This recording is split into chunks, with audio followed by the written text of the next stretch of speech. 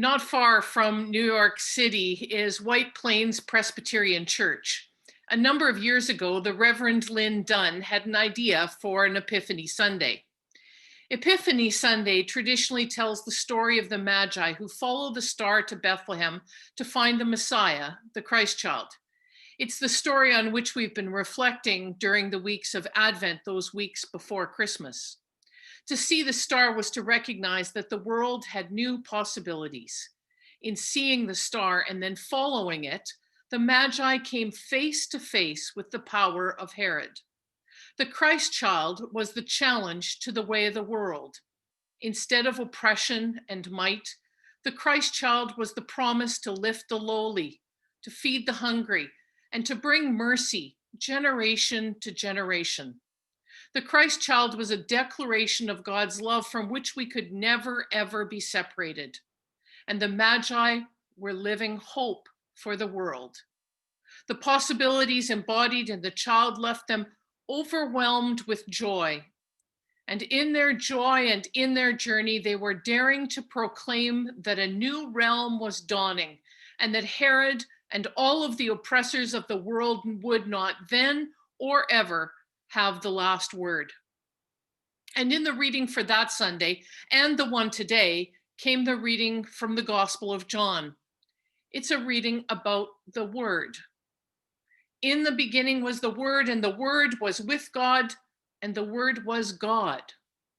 So on a Sunday when we are thinking about the guiding star and the Word, Lynn's idea was engaging.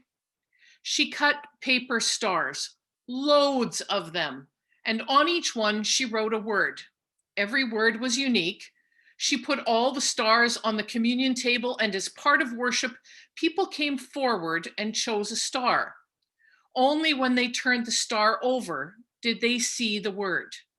The idea was that the word would be a reflection point for them for the year. Maybe it would make sense from the moment it was read, but it was also possible that the word might need longer thought and consideration. Lynn's words included triumph, poetry, wrestle, justice, delight, forgiveness, perseverance, show, fun, art, recreate. The idea of Epiphany stars grows every year with more and more congregations writing lists of words and cutting paper stars. The minister of another congregation recounts the irony at the end of their Epiphany service when, as people were leaving, a star dropped, and on being found, a voice cried out, "Hey, somebody left forgiveness in the pew." At the Thursday Zoom, we tried out Epiphany words.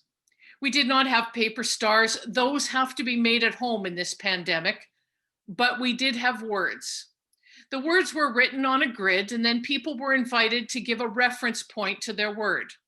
The words were then emailed to each person. It is up to each to decide if the word is for private reflection or something to be shared. If you missed out on the Zoom but would like a word, please reach us at home. There are lots of words left. In John's gospel, it goes on. What has come into being in the word was life, and the life was the light of all people. The light shines in the darkness, and the darkness did not overcome it. It is an absolutely magnificent image. Those words are a moment of epiphany, of opening, of understanding. God's love is so great that nothing can overcome it. The light of God's love is gleaming. The word is life. Creation is life. In the beginning, in the end, and in every bit between. This pandemic has certainly put us into a strange time. In the beginning, the virus lived over there, away. In the beginning, it was someone else's problem, or so we were told. But that is not how it has come to pass. We are ever so acutely aware of our global connectedness. Just a few short months ago, we heard about a virus across the world, and many thought, that's sad that that's happening there. Good thing we are here. Now we hear of a virus variant far away, and we are all acutely attentive because we have learned that there is no such thing as over there. We are all connected. And that's a good lesson for us. We are all connected. We are neighbors with one another. The Epiphany is that God's love is for all. The star and the magi offer a way of hope that powers of the world that oppress people, that undervalue people, that discard the environment, those will be overturned. The gift of the child is the gift of hope for all. The messy church story at the end of January is the parable of the Good Samaritan from Luke's Gospel.